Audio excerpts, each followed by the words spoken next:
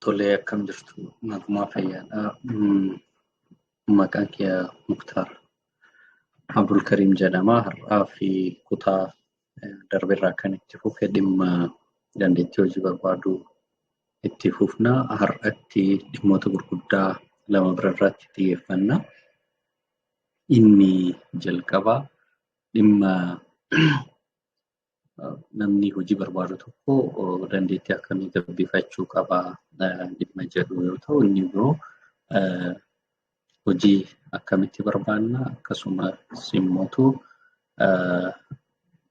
waan tokko immoo hojii barbaannu dhimmoota nuti irratti xiyyeeffachuu qabnu irratti xiyyeeffanna jechuudha. Inni jalqabaa maaliin dandeettii namni hojii barbaadu tokko gabbifachuu qabu, namni hojii barbaadu tokko maal irratti xiyyeeffachuu qaba waan jedhu ilaalla. Inni jalqabaan dhimma maayindiseetiiti. Dhimma maayindiseetiitiin wal qabatee sabjektii isaa irratti konfidensii qabaachuu qaba. Sabjektii isaa san irratti miirri ofittummaa yookaan immoo self awareness jennuun kun jiraachuu danda'u qabaata. Sabjektii isaa sirriitti beekuu qaba jechuudha. Haalli kun akka hin uumamne koorsiiwwan ijoo ta'an irratti wantoota gabaabaa dubbisaa ilaalaa daawwachaa deemuun baay'ee barbaachisaa ta'a. Inni lammaffaan positive thinking qabaachuudha. Wanta adeemsa deemnu keessatti hojii hojjennu keessatti waan hundaa positively ilaalaa deemuun nurraa eegama. Yoo positively ilaalaa hin deemin waan uumamurraa aarii fi gaabbii malee wanti irraa fuunu hin jiru jechuudha. Gama birootiin ofitti amanamummaa qabaachuudha. Konfidensii namatti yoo dhiyaannu, galmeedhaaf yoo deemnu, interviif yoo dhiyaannu, qaama adda addaa wajjin yommuu walitti dhufnu miira ofitti amanamummaa guddaatiin socho'uu danda'u qabaanna. Of shakkuu, sodaa waan akkasii sana ofirraa balleessuu nurraa eegama. Inni biraa communication skillidha. Communication skilliin dandeettii nuti namootaan waliin hariiroo itti qabaannudha. Egaa communication skill irratti nama itti dhaqnu sana yaada keenya cuunfinee gabaabsinee dhiyeessuu barachuu danda'u qabna. Of ibsi yoo jedhamne direct eessa dhalanne maal kana dhiisnee sadarkaa barnoota amma irra jirru qabxii akkamiitiin gosa barnoota akkamiitiin eessa akka eebbifamne gabaabsinee dhiyeessuu danda'u qabaanna. As keessatti communication skill keessatti wantoonni barrier ta'an communication skill keenya akka successful hin taane wantoonni taasisan jiru. San keessaa tokko dandeettii afaaniiti. Keessattuu Ingiliffaan wal qabatee carraa argameen afaan fooyyeffachuu, viidiyoowwan adda addaa ilaalu wanta akkasii sun baay'ee barbaachisaa. Bakka immoo barbaachisaa ta'etti dhiifama gaafannee afaan Oromootiin yookaan immoo afaan Amaariffaatiin akka barbaachisummaa isaaniitti yaada ibsatanii waan dhiyeessan guutuu gochuun baay'ee barbaachisaa. Dandeettiin inni jahaffaan barbaachisu dandeettii kompiitaraati. ICT'n yookaan kompiitar yeroo ammaatti waan baay'ee barbaachisaa ta'edha. Kanaaf hanga hojii argannutti akkuma yeroo darbee jenne barnoota kana barachuun barbaachisaadha. Yoo hin ta'inis carraa argameen keessattuu Word, Excel fi PowerPoint irratti sirriitti xiyyeeffachuun baay'ee barbaachisaa. Gama birootiin work ethics yookaan akka torbaffaatti work ethicsiin yookaan immoo naamusni hojii baay'ee barbaachisaadha. Keessattuu yeroo wal qabatee namni gara hojii iddoo hojiitti deemu dorgommiif deemu punctuality baay'ee barbaachisaadha. Akkasuma immoo naamusni hojii maal fa'aa akka ta'an sirriitti hubachuu danda'u qabaata. Mana hojii san keessatti yoo dhaqee manni hojii sun naamusa akkamitti qabaachuu qaba waan jedhu sana dambii ifama. Dambii naamusa mana hojii sanarraati sirriitti qayyabachuu fi beekuu danda'u qabaata. Maal barbaada, waan akkamitti jibba, waan akkamitti jaallata manni hojii sun waan jedhu sirriitti ilaaluudha.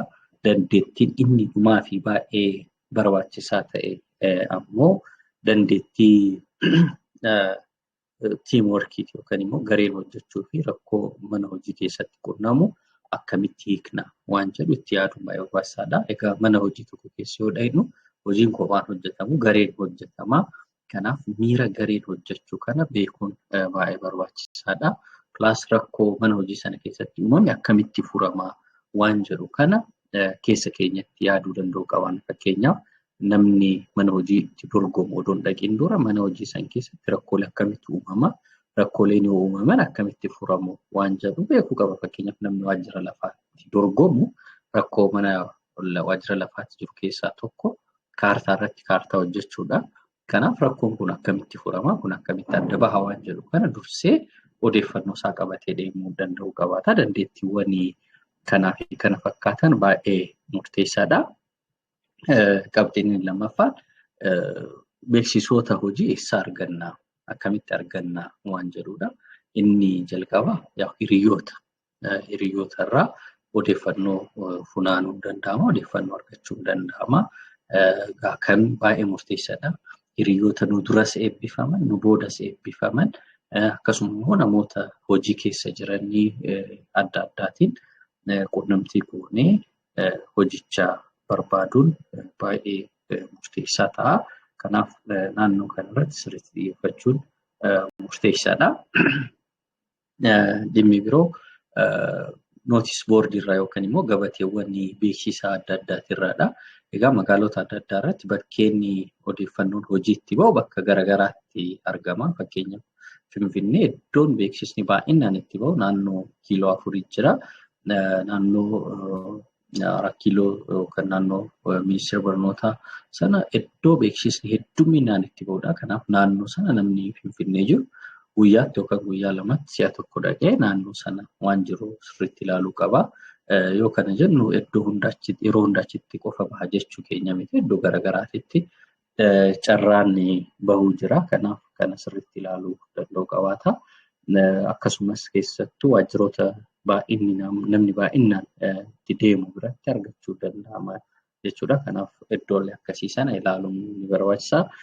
Gama birootiin weebsaayitii Itiyoojobsidha. Itiyoojobs hojiin hedduun gama sanaan bahu. Kanaaf weebsaayitii isaanii sana sirriitti ilaaluun yookaan daawwachuun barbaachisaa ta'a. Maaliif achirratti waan bahan ilaaluudha. Meebii kan isaanii bifa teelegiraamiitiin, fuula feesbuukiitiin, gara adda addaatiin dhufa. Carraa jiru hundaaniyyuu ilaalaa deemuudha. Izeegaa weebsaayitii jedhamu jira. Weebsaayitii sanirrallee hojiin baay'inaan haalli inni itti bahu jira. Kanaaf naannoo sanarratti illee ilaaluudha.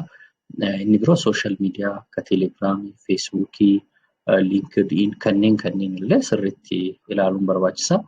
Naannoo sooshaal miidiyaa keessattuu naannoo feesbuukiitiitti wanti xiyyeeffatamuu qabu maal inni beeksisoota hojii argaman laayik gochuu, sheer gochuun baay'ee barbaachisaadha. Kun advaanteejii guddaa tokko qaba. Kunis maal inni sooshaal miidiyaan algooriizimiin isaa waan nuti barbaannu kan inni nuuf fidu jechuudha. Yeroo hedduu nuti naannoo hojii sarch goonuu yoo ta'e peejiiwwan akkasii sana baay'inaan nuuf fida jechuudha. Kanaaf kana beeknee sirriitti ilaaluu danda'u qabaanna. Inni biraa akkuma yeroo darbe kaasne firii sarviisii kennuudha. Yeroo tokko firii sarviisii yoo kennu bakka firii sarviisii kennu sanitti carraan hojiin iddoo sanitti bahuu fi nuuf mijeessuu jiraachuu mala waan ta'eef dhimma akkasii sana hojjechuun baay'ee barbaachisaadha.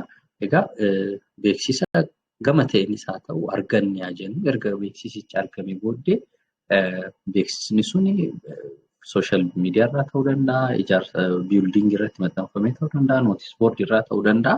Bakka garaagaraatti yoo maxxanfame erga arginee booda wantoonni nuti irratti xiyyeeffachuu qabnu jiru jechuudha.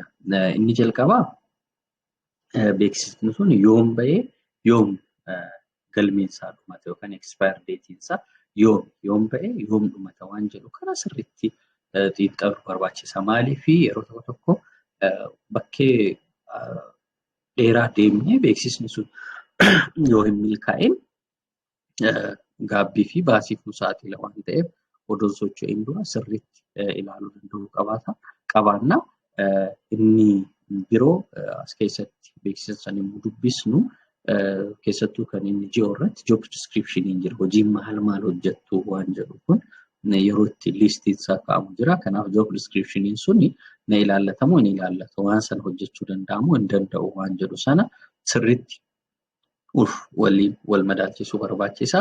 Inni biroo qaama qaxaruu fi teessoo qaama qaxaruu sana guutuu isaa beekuu danda'uu qabaanna. Qaamni nu qaxaru suni maal nurraa barbaada?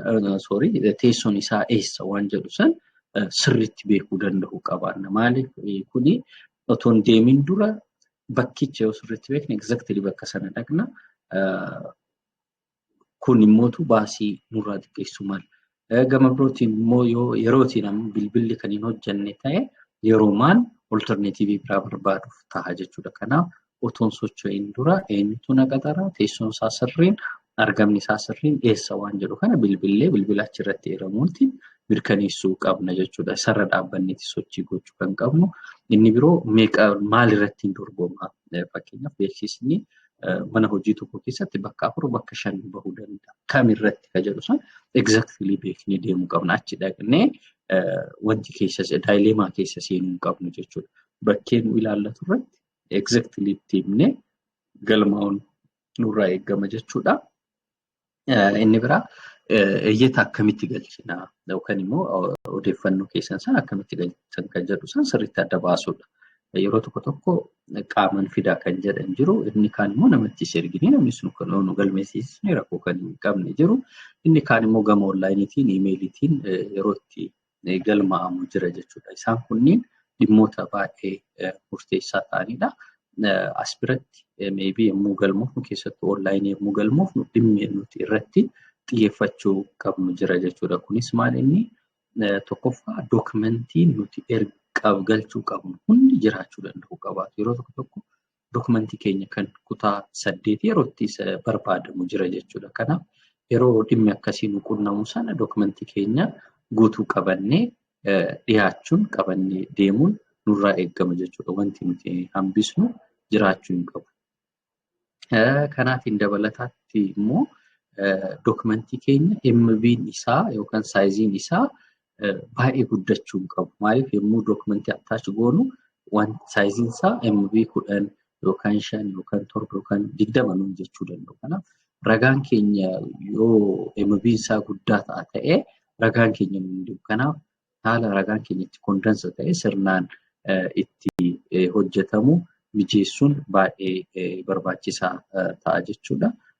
Kanaaf kanarratti sirriitti yoo hin xiyyeeffatiin yeroo hedduu odoon hubatiin deemnee baasiin taaneef carraan itti nuti saaxilamnu jira waan ta'eef isa kanarratti eeggannaa guddoo gochuu qabna jechuudha.